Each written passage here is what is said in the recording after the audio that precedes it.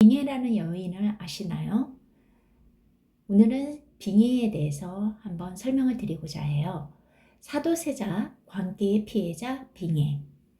아버지 영조에 의해 뒤주에 갇혀 죽은 비운의 왕세자인 사도세자. 그에게도 열정적인 사랑이 있었습니다. 사도세자 이선은 어린 시절 영조의 강압적인 교육 탓에 공황장애와 조현병을 앓고 있었죠. 그래서 늘 주변 사람들을 의심경계했으며 때로는 매우 폭력적인 성향을 보여서 마구잡이로 칼을 휘두르는 경향까지 있었습니다. 여기 미쳐가는 사도세자를 그렸고요. 여기 같은 경우에는 사도세자를 진정시키기 위한 빙해의 모습을 그렸습니다. 그런 관계에 사로잡힌 이선을 감싸준 여인들이 있었지만 그녀들 역시 이선의 광기를 두려워하기는 매 한 가지였죠.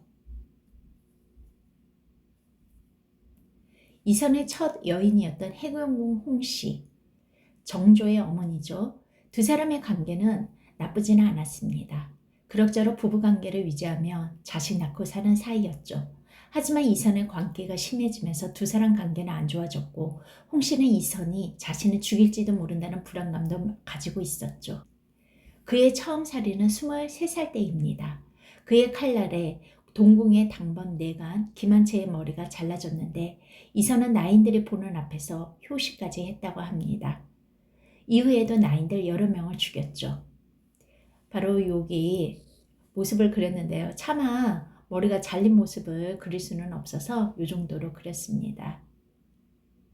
이선이 가장 예민해진 순간은 세자의 영표를 입는 순간인데 이때 발작이 일어나면 상상 초월이었습니다. 홍씨는 이를 두고 의대병이라는 말을 만들었는데 의대란 왕이나 세자 등이 입는 옷을 높이 부르는 말로써 이선이 옷 입을 때마다 불안해하고 공포에 떠는 증세를 보였습니다. 그래서 옷을 한 번 입을 때마다 노력을 다해야 했습니다. 그 주변 사람들이 얼마나 힘들었을지 상상이 갑니다.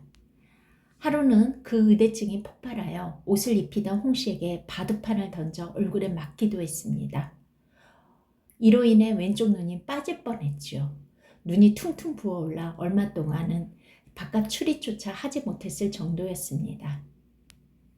소조께서 서 있는 내게 바둑판을 던져 내 왼쪽 눈이 상했다. 이선은 또한 자식들에게까지 폭력적이었습니다.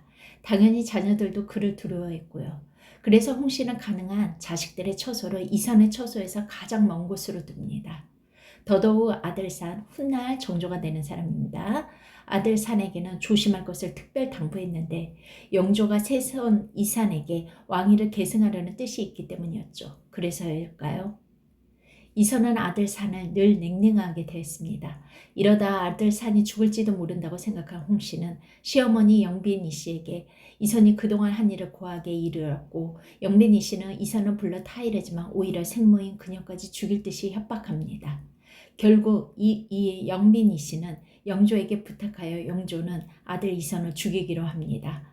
왜 홍씨는 남편 이선이 자기를 죽일 수 있다고 생각했을까요? 그것은 이선이 후궁 중에 가장 사랑했던 빙해를 무자비하게 때려 죽인 사건이 있었기 때문입니다. 그녀가 낳은 아이마저 연못에 집어던져 죽이려고 했지요. 그 이후부터 홍씨는 극도의 공포감에 시달렸습니다. 자신이 그토록 사랑한 여인을 죽인 남자가 무슨 짓인들 못하라 싶었죠. 그럼 이 비운의 여인은 누구일까요? 바로 오늘의 주인공인 빙해입니다. 빙해의 성은 박씨였습니다. 원래 숙종의 비 인원왕후 처소의 친박 나인이었는데 얼굴이 매우 예뻤습니다.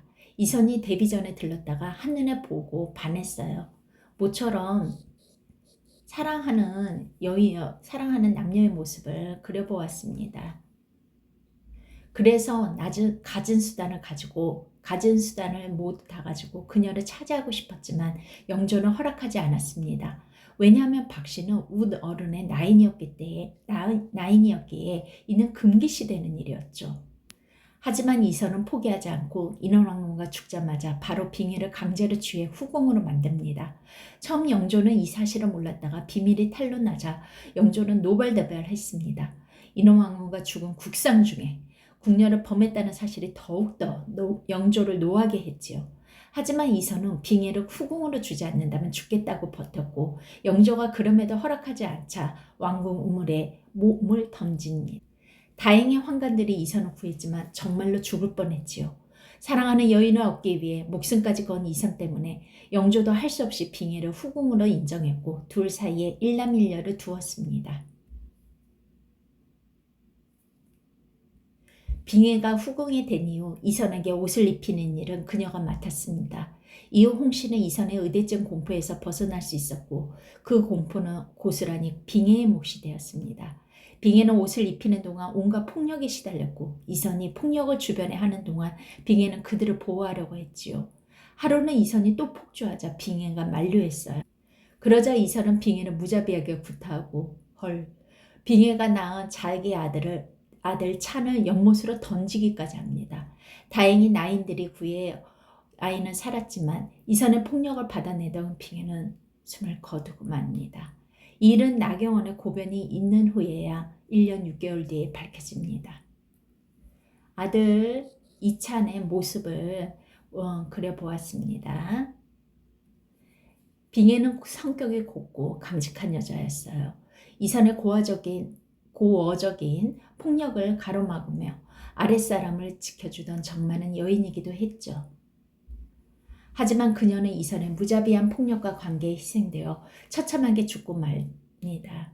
관계에 사로잡힌 남자를 만나 가련한 일생을 살다 생을 마감하게 됩니다. 그녀를 추모하며 그림을 그려보았습니다. 오늘은 여기까지입니다.